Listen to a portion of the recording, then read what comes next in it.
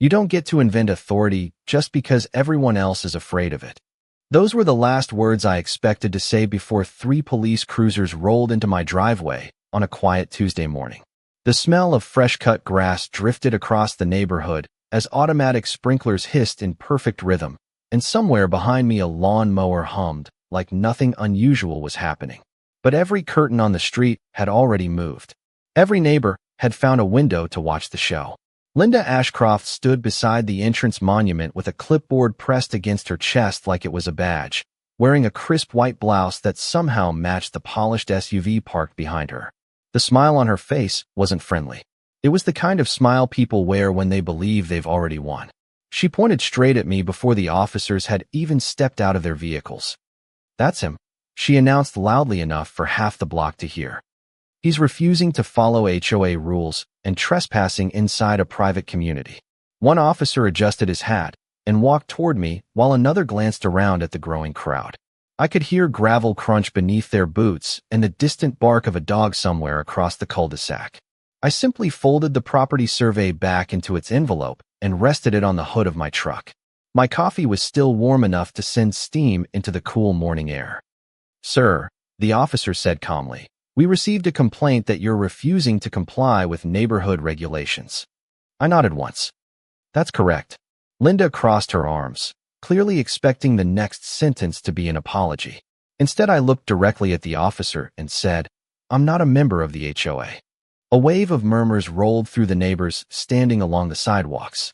Someone actually laughed before another voice whispered that nobody could own a house here without joining. Linda's expression sharpened instantly. "That's impossible," she snapped. "Every property here belongs under this association." I took another sip of coffee before answering. "Mine doesn't." Silence settled over the street for just a second before Linda pulled a thick folder from beneath her clipboard. She waved papers in the air as though the sheer number of pages proved she was right. "I've got maps, covenants, violations, and unpaid assessments going back weeks," she declared. He ignored every notice we sent. The officer accepted the folder but didn't open it. He simply looked at me again. "Do you have documentation for your claim?" I reached into my truck, removed a plain manila envelope, and handed it over without saying another word. The officer glanced at the first page, then the second. His eyebrows moved only slightly before he tucked the papers back inside. Linda leaned forward, trying to read them from several feet away, but she couldn't see enough. She looked almost irritated that nobody else seemed impressed anymore. She had no idea that every document inside that envelope was only the beginning. She believed she was forcing an outsider to obey her neighborhood. She didn't realize she was standing on the edge of a deal that had quietly changed everything less than 48 hours earlier. The funny thing about neighborhoods like Willow Creek Estates is that they always advertise peace before they sell you control. Stone entrance signs, perfectly trimmed hedges, matching mailboxes, and flags waving from identical front porches make everything look like the American dream. Spend 5 minutes there, though, and you realize the quiet is not created by respect. It is created by people who stopped arguing years ago because arguing always came with another letter, another fine, or another meeting where the board had already decided the outcome before anyone sat down. I had seen communities like this before while working in commercial real estate acquisitions across Texas, Colorado, and Oklahoma. Every neighborhood had someone convinced that a clipboard carried more authority than a property deed. Linda Ashcroft simply happened to be better at convincing everyone else to believe it. I bought my house 2 weeks earlier without fanfare. No moving trucks covered with company logos. No welcome party. No announcement on social media. Just one pickup truck, a few pieces of furniture, and several banker boxes. Filled with contracts, surveys, title reports, and county records that most people would mistake for boring paperwork. I liked it that way. My father used to tell me that the strongest position in any negotiation belonged to the person who could remain invisible the longest. He spent 40 years buying neglected commercial properties that everyone else overlooked. I learned early that value rarely announced itself. It waited quietly until somebody bothered to read the documents everyone else ignored. The house itself was not especially remarkable. 3 bedrooms, brick exterior, a detached garage with enough room for my truck and a workbench. The back patio overlooked a retention pond where geese gathered every evening just before sunset. The air carried the smell of fresh mulch after the landscaping crews finished each Wednesday, and every morning I could hear delivery vans making their rounds before most residents poured their first cup of coffee. It was exactly the kind of place where nobody expected anything unusual to happen, which made it the perfect place for people to stop asking questions. Linda noticed me almost immediately.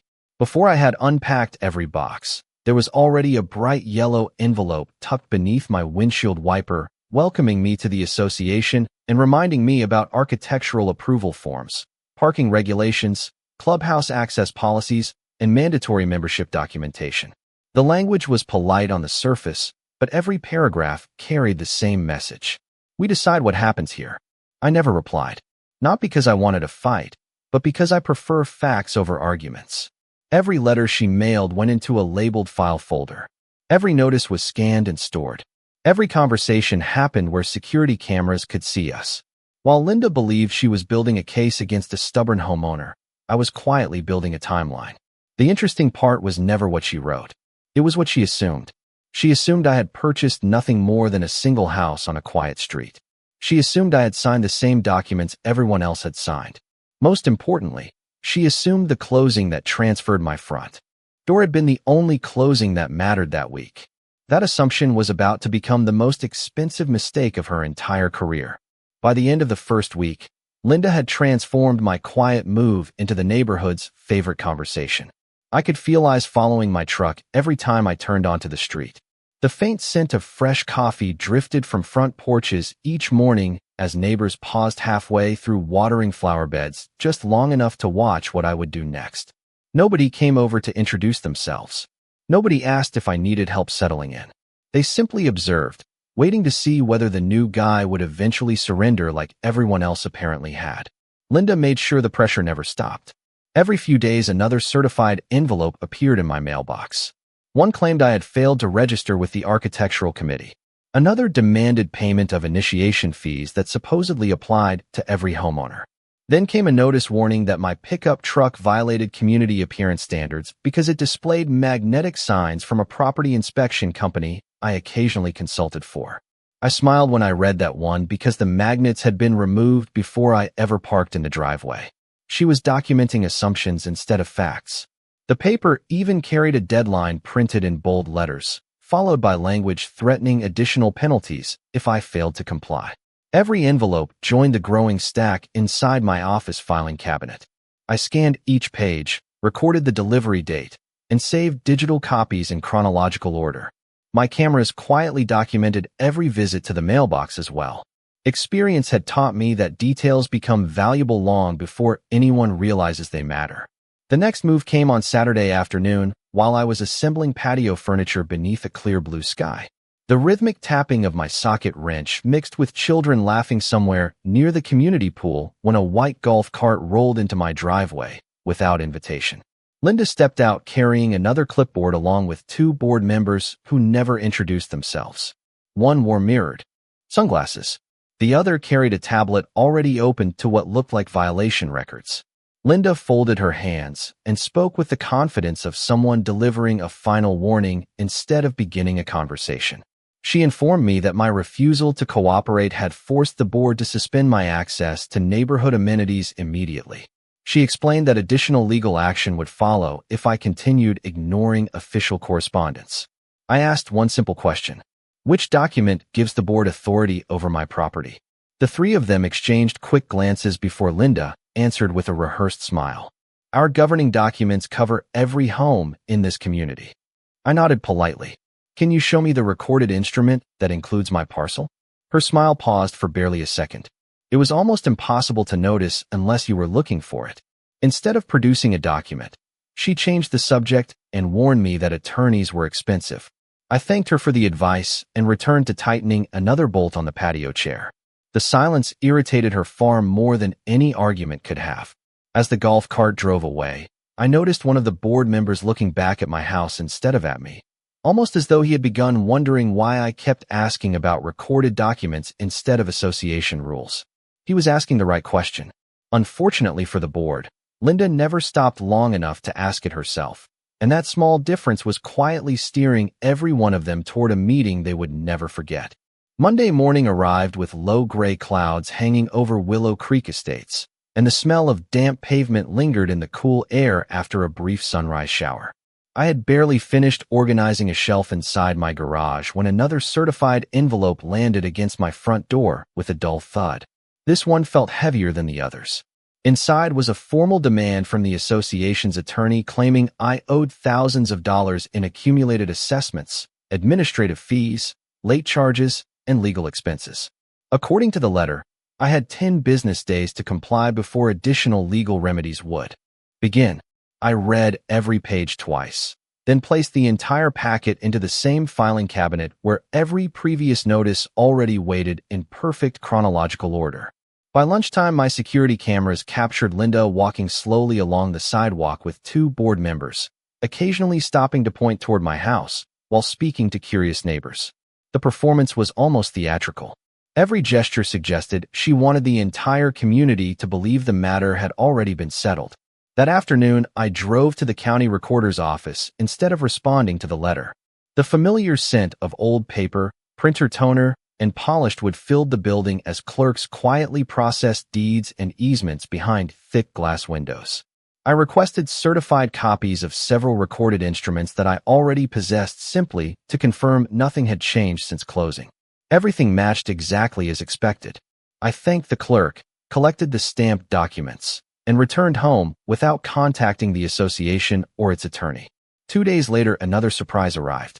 A bright orange notice had been taped across my front door declaring that I was prohibited from using the community clubhouse, fitness center, walking trails, and neighborhood lake until all outstanding obligations were satisfied.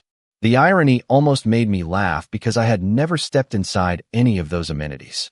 Linda assumed denying access would pressure me into surrendering.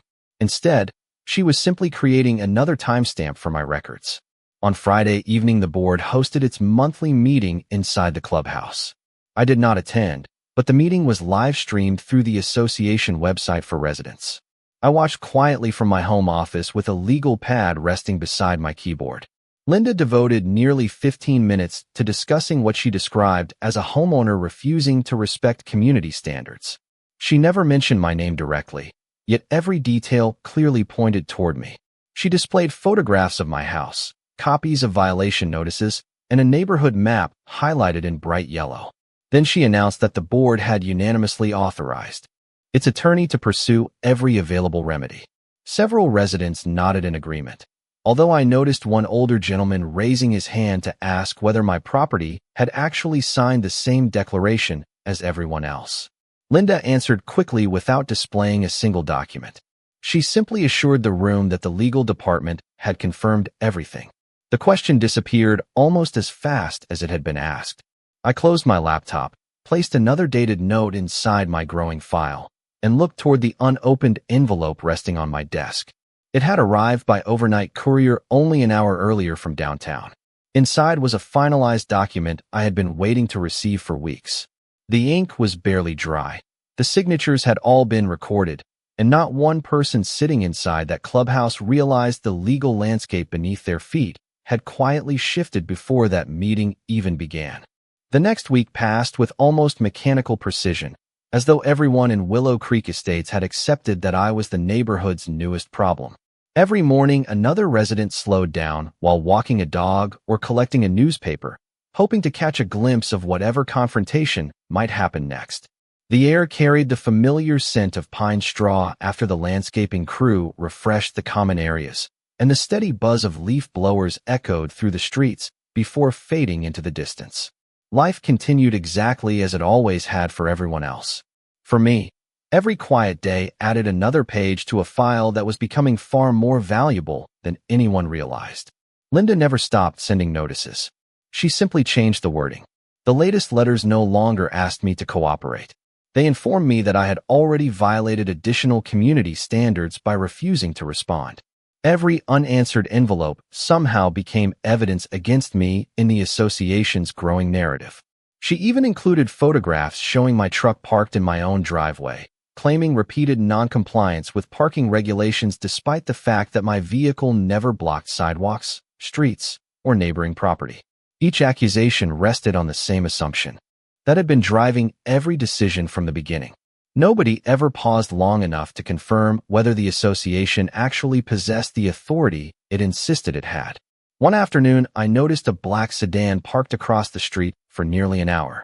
A man wearing a collared shirt occasionally glanced toward my house while pretending to study paperwork. I suspected he worked for the association's attorney, although I never walked over to ask. Instead, I continued organizing shelves inside my garage, occasionally carrying another labeled banker box into my home office. Those boxes attracted far more attention than they deserved. Several neighbors whispered to one another whenever they saw them, convinced they probably contained financial records connected to the dispute. They were partially correct. Some contained financial documents. Others contained title reports, recorded easements, parcel maps, environmental surveys, lease agreements, and correspondence that stretched back months before I ever purchased the house. Every document had a purpose. Every signature connected to another piece of a puzzle that nobody else even knew existed. Later that week, I received a voicemail from the association's attorney requesting that I contact his office to discuss a possible resolution before additional legal expenses accumulated. His tone remained professional, and I respected that. I simply chose not to return the call. There was nothing left to negotiate because the central question had never changed. Authority does not come from confidence. It comes from documents. Meanwhile, another process continued quietly several miles away inside offices that Linda had probably never visited. Accountants reviewed closing statements. Property managers updated ownership records. Insurance policies transferred. Utility agreements changed names. Vendors received revised payment instructions. None of those administrative steps looked dramatic on their own, yet together they represented something far larger than a neighborhood disagreement. They represented control moving from one set of hands to another without a single public announcement. By Friday evening, my phone vibrated. With a brief message from an attorney I had worked with for years. It contained only 6 words. Everything has officially been recorded today. I read the message once, locked my phone, and smiled to myself. Across the street, Linda was speaking confidently with 2 board members beside the clubhouse entrance, completely unaware that while she had spent weeks building a case against me, the foundation beneath her own position had quietly changed forever. Everything changed the following Tuesday, although nothing about the morning suggested it would. The sky was clear, the sidewalks were still damp from overnight sprinklers, and the familiar smell of fresh coffee drifted through the neighborhood as residents began another predictable day. I was sitting on my back patio reviewing a folder of closing documents when my phone rang. The caller identification displayed the name of Daniel Mercer, the real estate attorney who had spent months coordinating one of the most complicated acquisitions I had ever participated in. I answered, and before I could say a word, he simply said, "Congratulations. Every recording has been accepted by the county. The transfers are now officially complete." I thanked him, closed the folder, and looked across the retention pond where a pair of geese floated peacefully across the water. Weeks earlier, that sentence would not have meant much to anyone else. To me, it meant the waiting was over. The house I had purchased inside Willow Creek Estates had never been the real investment. It had simply given me a front row seat. Long before I unpacked my first box, our investment group had been negotiating with the financial institution that owned several distressed commercial parcels surrounding the neighborhood. The transaction included the retail strip near the entrance, the maintenance facility, the property management offices, and the land beneath several shared-use buildings that had been leased for years under agreements few residents even knew existed. Those negotiations remained confidential until every signature had been completed and every document had been recorded. That was why I never argued with Linda. There was no advantage in explaining facts before they became legally final. During those same weeks, while she mailed violation notices and organized board meetings, attorneys, surveyors, lenders, and title specialists were quietly completing a transaction that fundamentally changed the legal relationships surrounding the entire community. The most remarkable part was how ordinary everything appeared from the outside. Nobody saw accountants reviewing settlement statements. Nobody noticed title companies issuing updated ownership policies. Nobody watched utility easements being reassigned or vendor contracts transferred. Real authority rarely arrives with flashing lights. More often, It arrives inside plain envelopes filled with signatures. I opened the final recorded packet once more and carefully reviewed the county stamps across the first several pages. Every parcel description matched perfectly.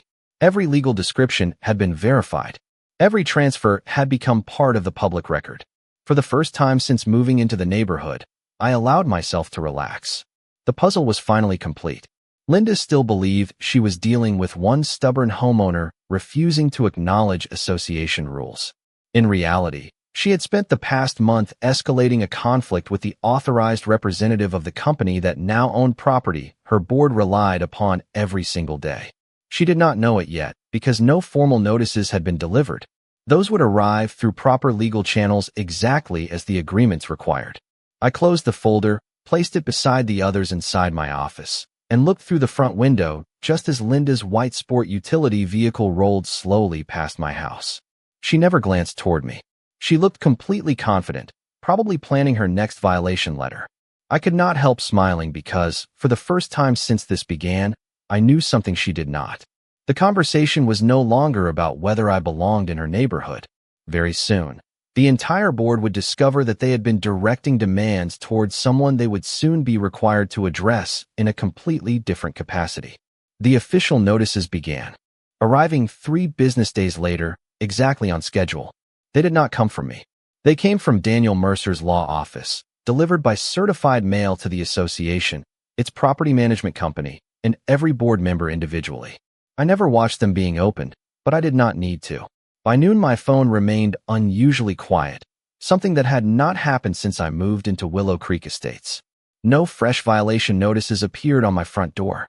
No warning letters arrived in my mailbox. Even the neighborhood message board, which usually buzzed with complaints about trash cans and landscaping, seemed strangely silent. Around 4 o'clock that afternoon, I noticed Linda's white sport utility vehicle parked outside the clubhouse far longer than usual. Several unfamiliar sedans lined the parking lot beside it. Through the large front windows, I could see people standing instead of sitting, papers spread across the conference table, conversations growing visibly more serious with every passing minute. Nobody was smiling anymore. I later learned why. The first certified packet contained recorded deeds, ownership transfers, lease assignments, and formal notices identifying the company I represented as the new owner of several commercial parcels supporting neighborhood operations. The second packet requested future communications regarding those properties be directed through legal counsel. The third outlined existing lease obligations that remained in effect under the new ownership. None of the letters threatened anyone. None demanded immediate action. They simply stated facts supported by recorded documents. Facts are remarkably difficult to argue with once they become public records. The following evening, the board announced a special meeting for residents. Curiosity spread through the neighborhood faster than any rumor Linda had ever circulated about me. Folding chairs filled quickly inside the clubhouse while late arrivals stood along the walls holding paper cups filled with coffee. The familiar scent drifted through the room as quiet conversations echoed beneath the high ceiling. I chose a seat near the back beside the aisle, arriving without fanfare only a few minutes before the meeting began. Several neighbors recognized me immediately, whispering to one another as Linda walked to the front carrying a stack of folders noticeably thinner than her usual collection. She looked tired for the first time since I had met her. Her confident smile had disappeared, replaced by the careful expression people wear when they know every word suddenly matters. Before she could begin, the clubhouse doors opened once more. Daniel Mercer entered carrying a slim leather portfolio, accompanied by the regional property manager who had overseen the transaction from the beginning. The room became completely silent. Daniel introduced himself politely, thanked the board for allowing him a few minutes, and placed several recorded documents on the front table. He explained the completed ownership transfers in clear, measured language, never raising his voice or speaking with unnecessary drama. Then he calmly identified me as the authorized local representative for the company that now held those recorded interests and would serve as the primary point of contact regarding future property matters. Every head in the room turned toward me at the same moment. Linda looked down at the documents lying in front of her, then back toward me with an expression that was not anger anymore. It was realization. For weeks, she had believed she was speaking to someone who needed her permission to belong there. In a single quiet moment supported entirely by paperwork, she finally understood that the conversation had changed, and nothing she had said during the previous month could change it back. The meeting that should have lasted 30 minutes stretched well into the evening, but the atmosphere inside the clubhouse had changed completely. The confidence that had filled the room only minutes earlier had been replaced by quiet page-turning, whispered conversations, and the soft rustle of legal documents moving from one set of hands to another. The smell of fresh coffee had faded, replaced by the familiar scent of paper, printer ink, and polished wood as residents leaned forward, trying to understand how everything they believed about the neighborhood had become far more complicated than anyone had imagined. Daniel Mercer answered every question with remarkable patience. He never criticized the board. He never suggested anyone had acted with bad intentions. He simply referred back to recorded deeds, lease agreements, parcel maps, and county filings that were now available for anyone to verify. Facts replaced assumptions one document at a time. Linda remained unusually quiet. Earlier meetings had always centered on her voice directing the discussion, but now she spent most of her time reading highlighted sections inside the folders spread across the table. More than once she stopped, adjusted her glasses, and reread the same paragraph as though hoping the words might somehow change. They never did. One resident finally raised the question everyone else seemed afraid to ask. Does this mean the association does not actually own the clubhouse? Daniel answered carefully. He explained that the association continued to possess rights under existing agreements, but ownership and operational rights were separate legal concepts. The agreements remained valid, yet they now existed under new ownership exactly as recorded through the completed transaction. Another homeowner asked whether community services would continue. I answered for the first time that evening. I assured everyone that existing agreements would be honored exactly as written because stability benefited everyone involved. Nobody had purchased the properties to create chaos. We had purchased them because long-term investments work best when communities remain successful. Several people visibly relaxed after hearing that. The tension inside the room eased almost immediately. The conversation slowly shifted away from confrontation and toward cooperation. Then one older resident stood and spoke with surprising honesty. He admitted that many homeowners had simply trusted whatever appeared on official letters without ever asking to see the recorded documents behind those claims.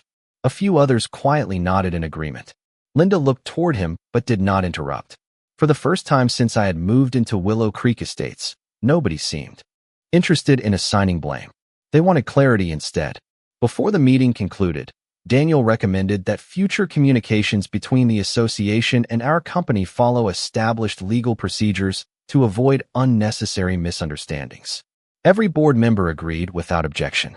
As residents began folding chairs and gathering their belongings, several neighbors approached me individually. They did not apologize for believing the rumors.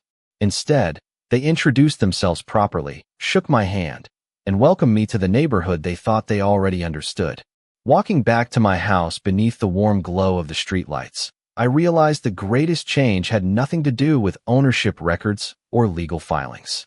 It was the simple fact that people had finally stopped accepting authority based solely on confidence and started asking the one question that should have been asked from the very beginning. Can we see the documents? Several weeks have passed since that meeting, and if you drove through Willow Creek Estates today, you would probably never guess how close the neighborhood came to making decisions based on assumptions instead of facts. The entrance flowers are still trimmed every Friday morning. The sprinklers still begin their quiet rhythm before sunrise. Children still ride bicycles along the sidewalks while neighbors wave from front porches as the evening air carries the familiar scent of freshly cut grass across the retention pond. On the surface, nothing looks different. Underneath, everything changed. The association adopted new procedures requiring every major decision involving property rights to be supported by recorded documents before enforcement could begin. Legal reviews became routine instead of optional. Board meetings shifted from emotional debates to careful discussions where questions mattered more than personalities. The loudest voice no longer controlled the room. The best documentation did. Linda remained in the neighborhood, but she stepped away from leading the board after the next election cycle. We crossed paths several times afterward. Our conversations were always brief, polite, and professional. There was no celebration waiting for me and no desire to embarrass anyone. Winning had never been about proving someone wrong. It had been about making sure the law spoke louder than assumptions. The association's attorney eventually contacted Daniel Mercer to close several administrative matters, and every remaining issue was resolved through ordinary business conversations instead of threats or demands. That was exactly how it should have happened from the beginning. My own life settled into a comfortable routine. The banker boxes that had filled my office during those hectic weeks were finally organized onto permanent shelves. The property surveys, county records, certified letters, and closing documents all remained carefully filed away. Every envelope that Linda had mailed me still sat in chronological order beside the corresponding public records that answered each claim. I never threw them away because they reminded me of an important lesson my father had taught me many years earlier. Paper does not raise its voice. It does not argue. It simply waits for the moment someone finally decides to read it. Looking back, the strangest part of the entire experience was how many opportunities existed to avoid the conflict altogether.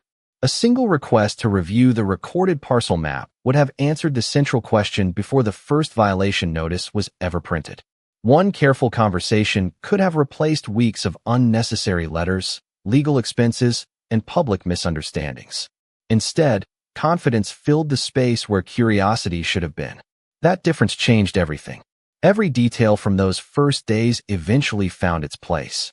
The manila envelope on the hood of my truck, the county recorder's stamps, the banker boxes, the unanswered certified letters, the quiet phone call from Daniel Mercer, and the simple question I asked about recorded authority all connected exactly as they were meant to.